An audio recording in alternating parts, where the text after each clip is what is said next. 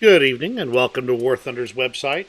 We've got another busy day in the War Thunder forums and on the War Thunder website with two new dev blogs. First one being fleet research changes and the first battleships. If that doesn't summarize everything, the YouTube video, which I will link below rather than playing through the whole thing for you, is an actually excellent summary of the new changes. They obviously put a lot of thought into trying to push this update out here, and because it is such an enormous change from how they've done fleet and naval units so far. After having gone through the entire dev blog here, there are several things that caught my eye, things that I think you'll want to pay attention to. But first things first, run over to that link in the description. Grab and watch that video, then you can come back here. We'll talk about what you find out. All right, you're back? Great. Okay, so big things here. They're taking all the naval vessels and they're splitting them up into two separate research trees. Obviously, those are still going to be under the naval tab. They're just going to have, much like the different vertical lines in the various research trees, they're going to have separate ones for the coastal or mosquito fleet, and the blue water or deep water fleet. So your large vessels will be one side. They're going to have rank 1 and reserve large vessels, starting at destroyers, and that large blue water vessels will go all the way through to the brand new announced battleships. So expect those as well coming in. And the coastal fleet or mosquito fleet will also start at rank 1 and go through rank 5. With these changes here, you end up with two separate trees. You can run down the length of the tiers.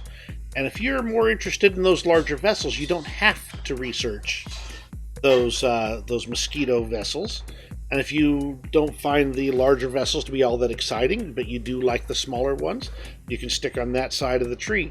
Most people are going to research both sides, I would suspect, and therefore be able to take advantage of everything. Because even though they're splitting the trees like this, they aren't splitting the matchmaker. So everybody's going to be in the same matchmaker overall. One thing they have not made clear as of this point is whether that means that you're going to have BR 1.3 or 1.7 destroyers.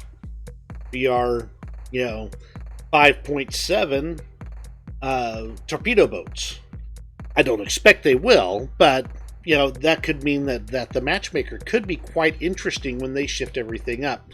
The changes are in the table that they include, and I'm going to drop the link to that as well down below.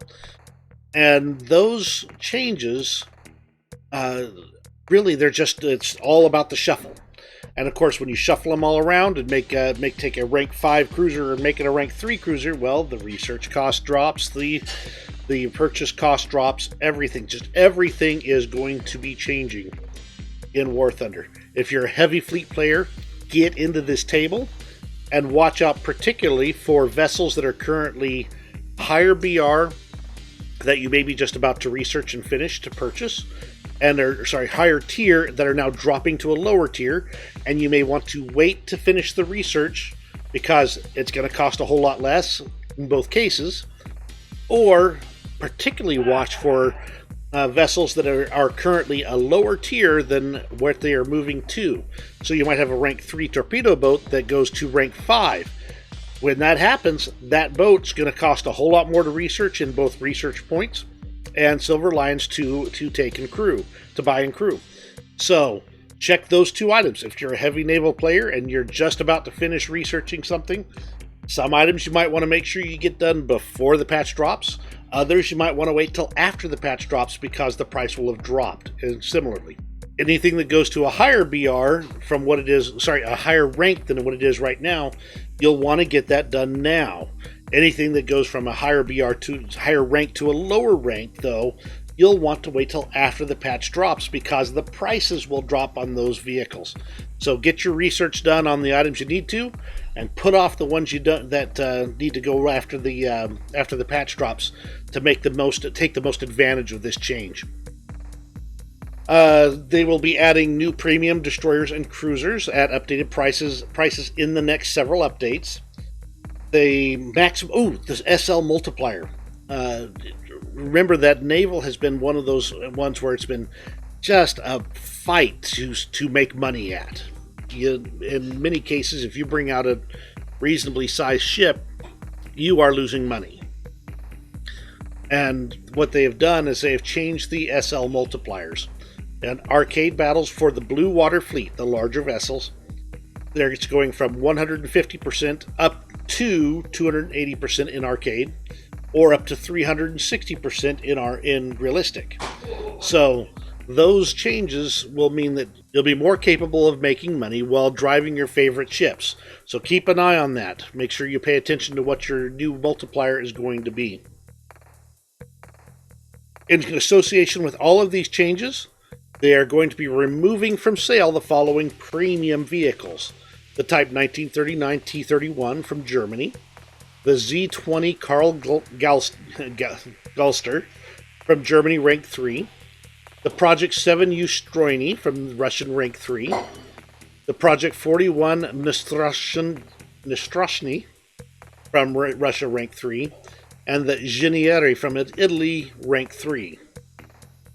They'll be adding for sale the USS Wellborn DD-195, US rank 1 in the new patch, the USS Moffett DD-362, US rank 3, the 1924 Iltis from Germany, rank 1, the Kerch, the Russian, rank 1, the Montgomery G95 from British, rank 1, the Class J Leader from British, rank 2, the IJN Satsuki from Japan, rank 1, and the Aquilone from Italy, rank 1. The premium destroyers available for purchase on the market will be hidden in the research trees for players that haven't purchased them, but you can still find them on the market with a search. The changes will also affect the Squadron Vehicles. The Project 35 will be moved to rank 5, and it will have the commensurate increase in research cost. So if you're really close to finishing that up, get in there, get as much as you can done before the patch drops. Conversely, the IGN Shimakaze will remain at rank 3 with the same RP requirements and GE cost. So keep that in mind. If you wait too long on that one boat from the Squadron Vehicles, the Project 35, you may find yourself spending a lot more time getting that one researched out. That's pretty much everything that I absolutely needed to touch on. They clearly announced Battleships with this one. They're clearly making this split. I find these changes interesting. I think that anything that means you're going to make more money in Naval is a positive, because, to be honest, I'll play anything in the game as long as I don't feel like I'm walking away going broke. I'm hoping these changes will change that and make it so that everybody feels like, oh, even if I just do all right, I will make money playing these ships. So that's everything that's fit to print. Thank you very much for joining me, and we'll have the other Devblog out soon. You have a great rest of your evening.